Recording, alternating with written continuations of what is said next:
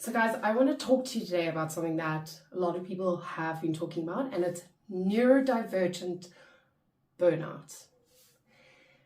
Those of you who were in academic jobs, so I'm talking to my fellow neurodivergent academics, and there's a lot of us. I've actually met a lot of neurodivergent people with PhDs, and there was a post I saw that was actually talking about this, how I could read like 3 books in a week like this. I could churn out essays like this. I could go through lectures and lectures and lectures and absorb and retain everything just by writing it down. Now, I can't read a book at the moment. I'm limited to reading blogs because I literally don't have the concentration span for it. I am starting a business. I'm starting a counseling business, and in between, I rest a lot. I watch videos on neurodivergent. I read blogs on religious trauma and neurodivergence because those are my interests. And I'm doing some counseling and doing like things like trauma courses and play therapy. But in between, a lot of the time, I'm not doing much of anything because I need to recuperate. I burned myself out, taking on everything, trying to be the best golden worker. Like, I was top of the class for 2 degrees. I was a lecturer. I was a flippin' academic. I was an accomplished academic. And now I cannot even read a book. I started another degree, like a high-level degree, and I realized I can't do this right now.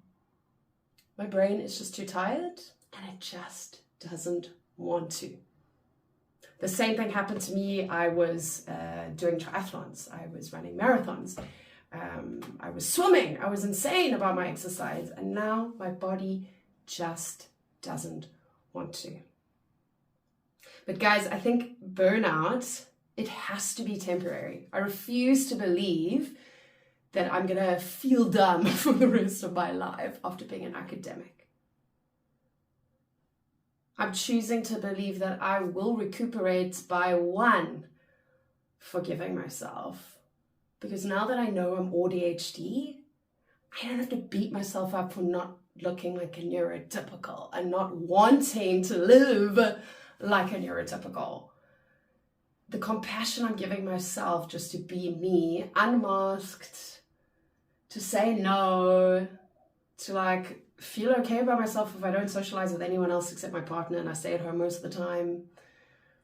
And if I just be blunt to people and be like, nah, don't wanna, I'm leaving. You know, I masked my whole life so that people would like me, and they never did. And I just continued to internalize the fact that I try so hard and I still can't make friends. Actually, now that I'm being myself and I'm being compassionate, I'm starting to meet fellow neurospicies. Burnout, ironically, has its good sides. Like, I'm aware I'm privileged enough that I have had the means to take a bit of a break and I've had an education so I can start a business. And I know that not all neurodivergents are like that. And I understand that. And I wish that everyone had resources. But I just want to say burnout, it's not you. You didn't do it. You didn't do it. We live in a world that doesn't accept us, and so they tell us for years since we're born, we've got to look like them, look like everyone else. Don't do that. Don't be yourself. Stop stimming. Don't be so blank. Wear a fucking facial expression. It's exhausting, guys. Don't blame yourself for it. You and I have lived in a world that tells us we can't be ourselves, and that tells us we need to change everything about ourselves, basically, to be acceptable. Don't do it, guys. And this is why I cannot believe, and I refuse to believe that burnout is the end of the road. Maybe burnout is the beginning of the road of being ourselves and finding our way back step by step. And as we grow in compassion for ourselves, it recharges our batteries because we end up choosing the right friends, choosing the right activities, finding jobs that suit us more. And my wish is that all neurodivergents could do this, that we could all get the help we need, that we could all choose a job that suits our hyper interests and our particular, crazy brain skill. Guys, we are the genies of the world, the geniuses, the inventors. We're the empaths, we're the shamans, we are the innovators. You are not the problem.